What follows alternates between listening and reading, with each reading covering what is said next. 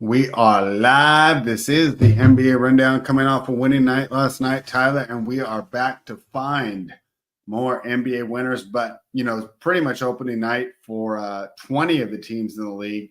Did you have your eyes on the association, and what were your main takeaways? Yeah, I got a good bit of that Milwaukee game when I was at work. I mean, they looked pretty good. They were shooting a ton of threes. I mean, would they shoot 60 threes in that game? Like, they were just letting threes fly. And then I caught the beginning of the Suns game. They looked pretty good. Their offensive new scheme looked decent. Didn't get to watch much else being at work. So no, the Suns look terrible, bro. I mean, from the part I seen in the game, they looked all right. That's what I was saying. I didn't. Well, then you must have watched the second quarter. But to me, this team, I was excited for them this season, and we talked about them going over their regular season win total, and they still might. But this team can't get stops. This team simply can't get stops. And you know what? I forgot to tweet this out. Let me tweet this show link out real quick. But with both Beal and Booker on the floor, it's just too easy for opposing teams to attack them. I don't know. Their skill sets overlap so much. You know what? I was really high on the Suns, and maybe just being in the new dome and all the excitement from the Clippers fans gave us a worse performance. And I'm sure there'll be nights where they blow some teams out. But I'll tell you what, that was our one loser on the sheet, and I was really disappointed in the Phoenix Suns last night. So I definitely, sorry about that. I definitely downgraded them in my eyes after watching what we had seen last night from the Phoenix Suns. Philadelphia 76ers are a joke. I mean, yeah. I mean, you're load managing already.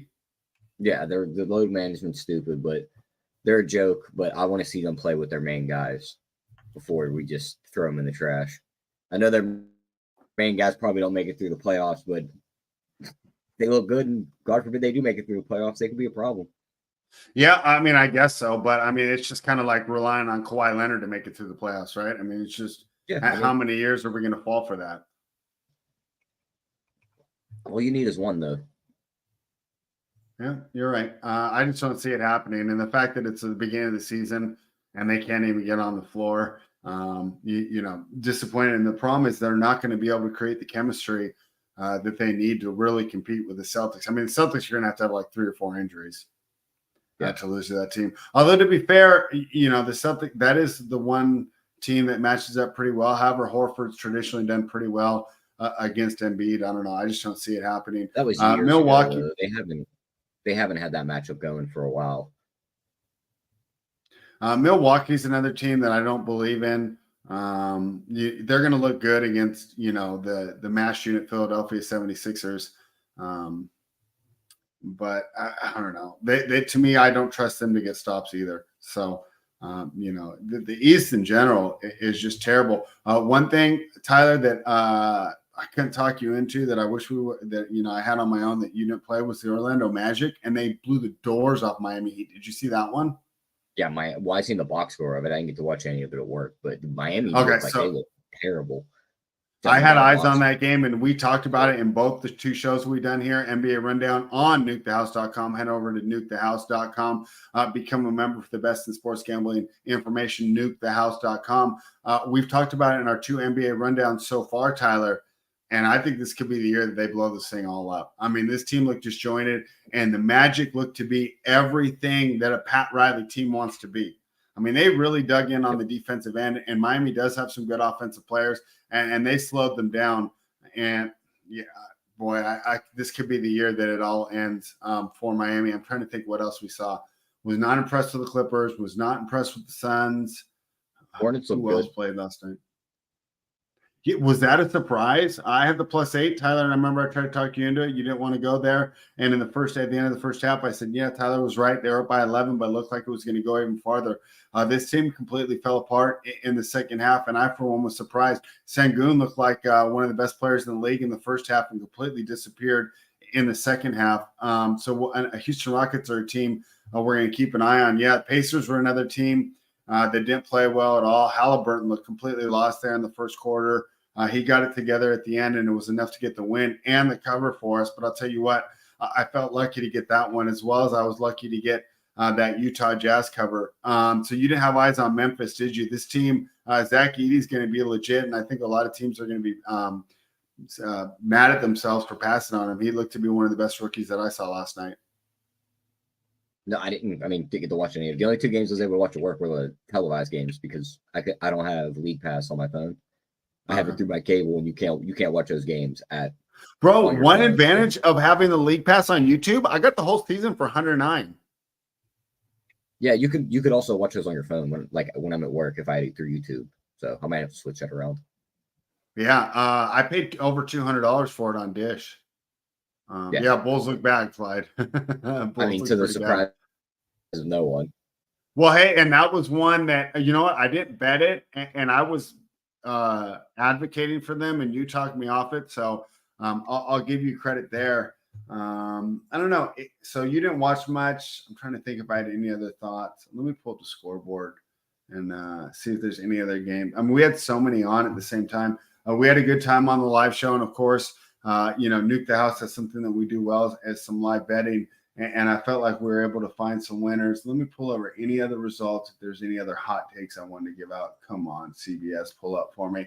Yeah, Pacers, they were lucky to cover there. Oh, the Nets kept it close against the Hawks, but I didn't take a lot away from that game. No, I mean, that's just 2 bad teams. No defense, really.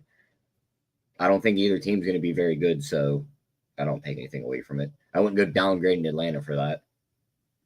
Cavaliers blew the Raptors out. Raptors might be top pick in the league. Yeah, the Raptors, terrible. Okay, actually, we've talked about it. I'm going through. They won the rebounding battle too. They won it 38-36, which I didn't think they'd be able to do. And I wonder if they're pulling an Andre Drummond and just rebounding all their own shots. So during the live show, I had 6 games going. And I didn't turn the Raptors on once, so I'm not qualified to talk about that. A game I did watch until the middle of the third when I just said, you know what, rather than going 2 screen, I'll just put the Clippers full screen on my thing. It was the Golden State Warriors, man. I think it could be some addition by subtraction getting Klay Thompson out of there.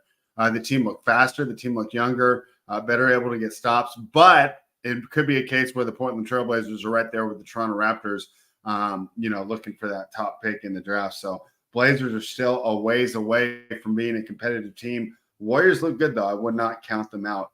Let's go into tonight's game. I don't like Tyler, the fact that they're running a 12-man rotation and they say they're sticking with it. Why? What's wrong with that? I mean, it gets you a lot of bodies. You have fresh legs, but I mean, it's just a lot of guys. You got to work them in, find the matchups that work. I don't like 12-man rotations. I mean, we've never really seen it before in the NBA, but the advantage will be is if they are able to pull it off. The Warriors like to play at pace, and they'll be fresh.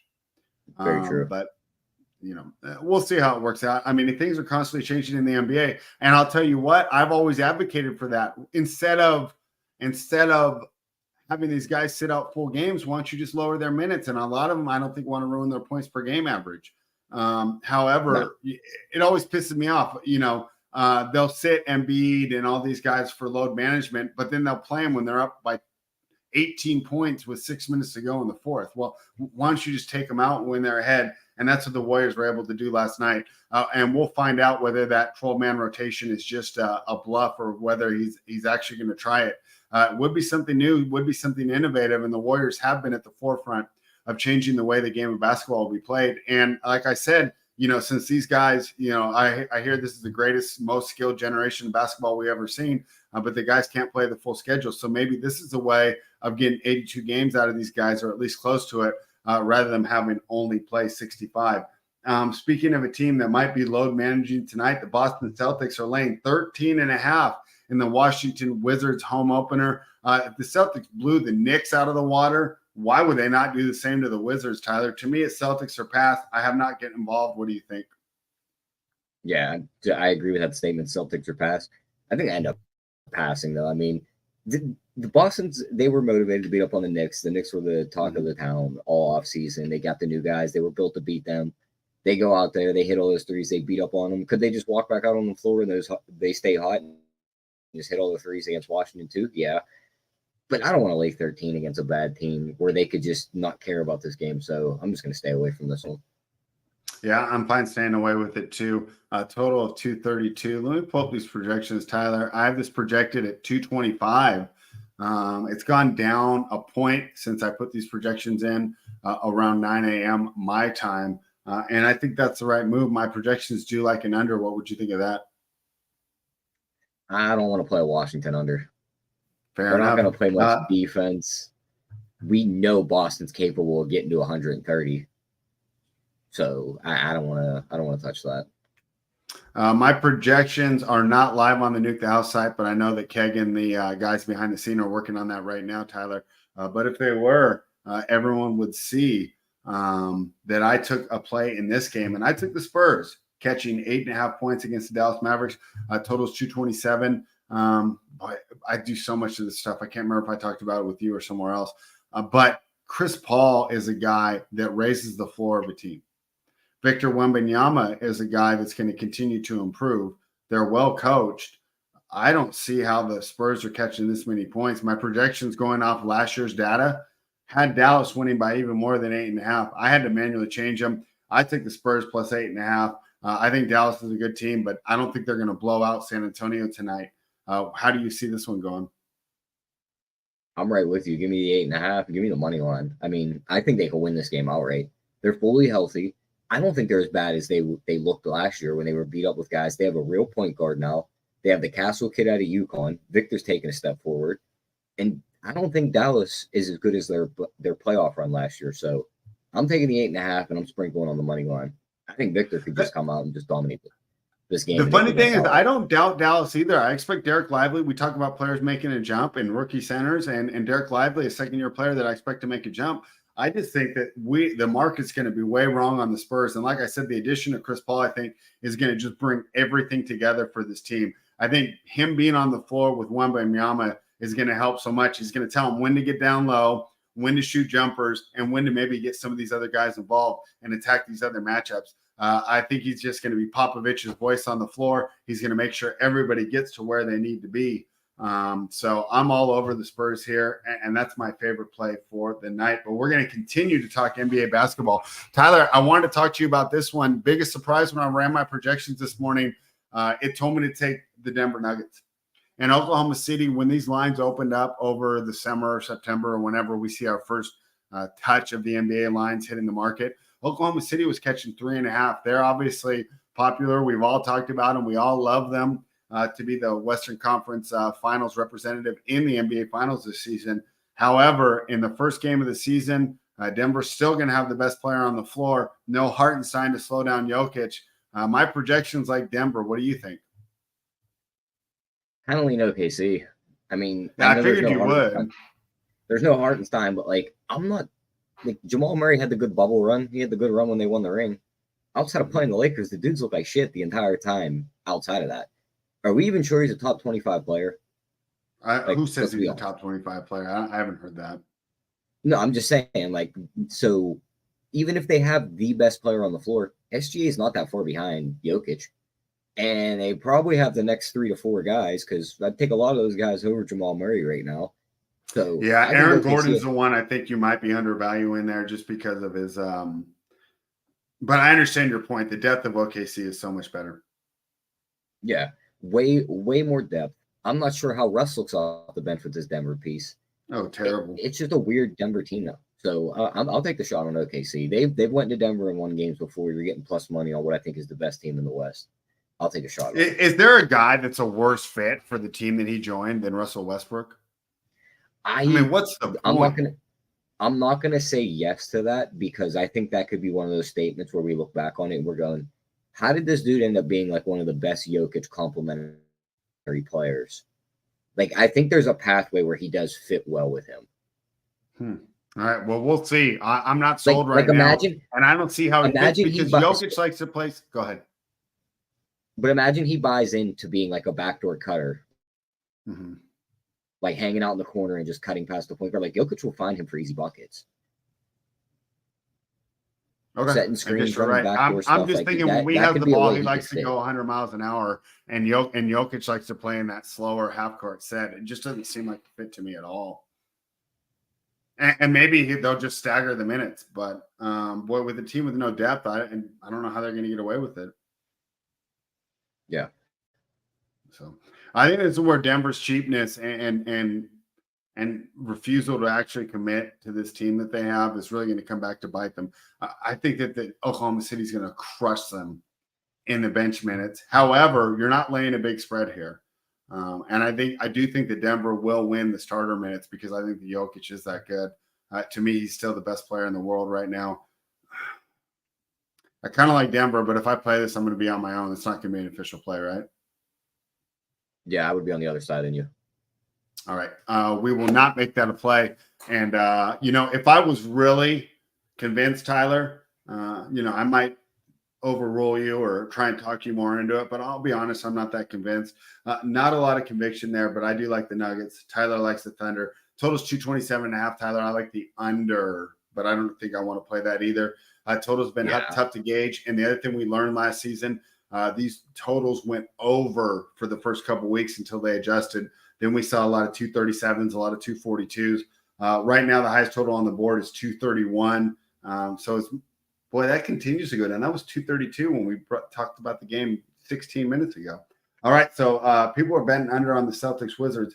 However, like I said, I want to stay away from unders for these first couple weeks until we really get an idea of where scoring is going to be. But, if you force me to play it or you want to do a same-game parlay or you're just degenning and you don't need the money like I do because your bathroom isn't falling apart, I would bet the under there. The final game of the night, Tyler, my Sacramento Kings are hosting the Minnesota Timberwolves. But what a terrible spot for the Kings with Minnesota coming off a loss. And not only was it a bad loss, it was an embarrassing loss. You got to think that they're going to be motivated to come out. Boy, as a Kings fan, I would have loved for Minnesota to have got the win in Los Angeles on opening night and be feeling themselves, maybe do a little partying in LA before they headed up north to the sleepy town that is Sacramento. However, that's not the case. Feels like we're going to get a motivated Timberwolves team tonight. Tyler, my projections had the Timberwolves winning by 2.5, and I do like the way that they match up. I mean, how are we going to stop Anthony Edwards? I do believe the Lakers' size bothered the Timberwolves. We don't have that. We don't have an Anthony Davis. We have Domantas Sabonis, who might as well be a bouncer, just opening up the velvet rope, letting you go right to the rim. If the Kings are going to win tonight, it's because we're going to outshoot the Timberwolves. If we shoot 56% from the floor, 40% from three, I do believe we can get the win. So I'm not completely sold on the Timberwolves. However, if you force me to take a side here, I'm going to take the Wolves. What do you think of this one? I see your logic here, but just throw out the Minnesota being motivated here. You guys have more ways to score, like way more ways to score than Minnesota does right now. Yeah, we're not sure Randall's bet the game. Yeah, we're not sure Randall's going to fit. Ant didn't look good shooting the ball in game one. McDaniels can't really score. Gobert's going to get his 10 to 12. Nickeil Alexander-Walker is your best guy off the bench right now with DiVincenzo, but I don't think that they can just light up the game. The Kings can score. I think they can, though. I think you're underestimating how bad this Kings defense is compared to the Lakers defense. Oh, the Kings defense is bad, but if this gets into a track meet, they can easily hang with them and score a lot. So I'm not counting the Kings out. I think it's just going to be a one-play night. I think I stay away from this game and just play the Spurs tonight, and that's it. Yeah, and I'm fine with that too, because as motivated as I say that Minnesota's going to be coming off the loss, why would the Kings not be motivated? It's opening night. It's our arena. There's a lot of, because let's be honest, most people don't know basketball. So we add DeRozan and all these people, we're going to be a contender. We're still not going to be able to get a stop. However, This is a one game. It is the regular season. And, we're at home. Don't discount home court advantage in the NBA. This place is going to go crazy if the Kings, even keep this game close. So the home court advantage still is real in Sacramento. I'm staying away. Once again, though, if you force me to play it, I'd take the Timberwolves. Also, this number continues to get bet down. So the market is loving the unders to start the season. And I simply don't get it, Tyler. Maybe I'm just holding on to last year's spate of overs to start the season too hard. Yeah, I think it's a little bit of that. I think you're holding on to last year. I mean, the games have been lower scoring for the most part, it seems like, to start. So it seems like the defense is holding over a little bit more than the guys are just coming out fresh and shooting the ball well. Yeah, I guess we did have a lot of unders yesterday. Any props that you like over the whole board, Tyler? I kind of forgetting to ask you game by game, but did you play any player props tonight? The only game I was looking at, there's the 50% boost on FanDuel for like a same game parlay. I just went in, give me Chris Paul 6 assists, Victor 20 points, and Victor 20 points and Luka 25. And once you boost that, they get you around 2-1. I think that's a solid one. You could easily cash that one.